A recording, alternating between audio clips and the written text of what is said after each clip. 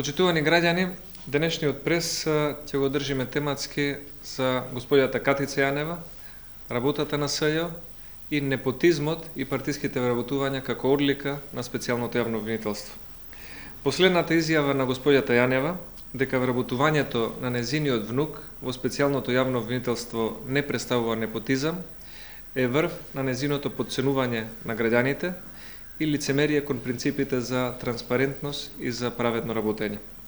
Катица Јанева и незиниот тим не само што го претворија специјалното обвинителство во партиска испостава на СДСМ, туку без било каков пардон, се повеќе симпатизери, внуци, роднини, пријатели и други луѓе вдомуваат на државен буџет.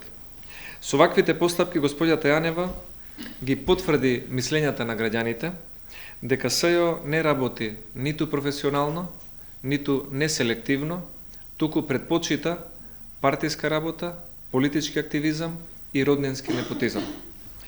Катица Јанева заборава дека е избран функционер и дека не раководи со приватна фирма за да може да вработува кого сака и како сака, туку работи со државна институција, основана од собранието, која што треба да даде отчет и пред институциите и пред граѓаните.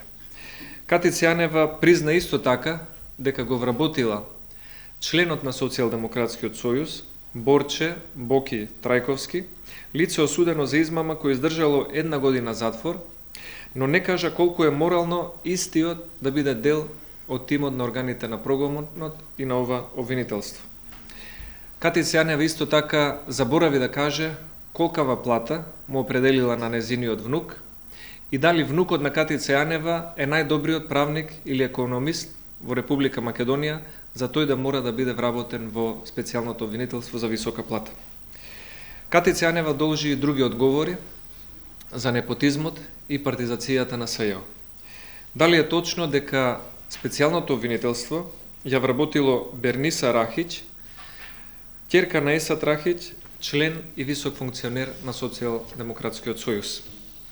Дали е точно дека СЈО ја вработила и Катерина Рамбабова, чија мајка беше кандидат за пратеник од Социјалдемократскиот сојуз, а незиниот татко беше спомнуван во одредена афера како судија со членска книшка на СДСМ. Дали е точно дека СЈО отпочнала со поширока акција за вработување и наградување на сите оние кои што учествуваа во платеничката револуција на СДСМ и Сорос. И во тој контекст, дали извесен Пеце Нацев од Неготино, кој учествуваше во насилното демолирање и наградување на државни институции и културни објекти, е дел од вработените во СЈО. На ваквиот начин на работење на господјата Јанева не може да се каже дека СЈО ќе го гради кредибилитетот и дека специјалното обвинителство е независна, транспарентна и принципиелна институција.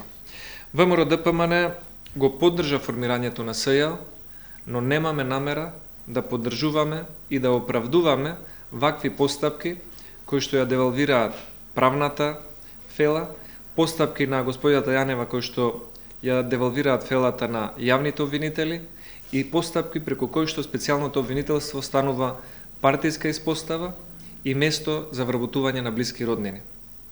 Затоа сметаме дека крајно време е СЈО да престане да води политички активизам и да стане професионална институција и време е СЈО да престане да станува место каде што роднините ќе се вработуваат, наместо да биде место за стручни лица кои што ќе извршуваат својата работна задача. ВМРО-ДПМН очекува дека и другите партии потписнички на договорот за формирање на ова обвинителство ќе ги споделат овие критики, ќе укажат дека СЈО не е место за приватна забава, не е место за приватно вработување на роднини и на партиски лица. Тоа е нашиот став и сакаме да го споделиме со македонската јавност.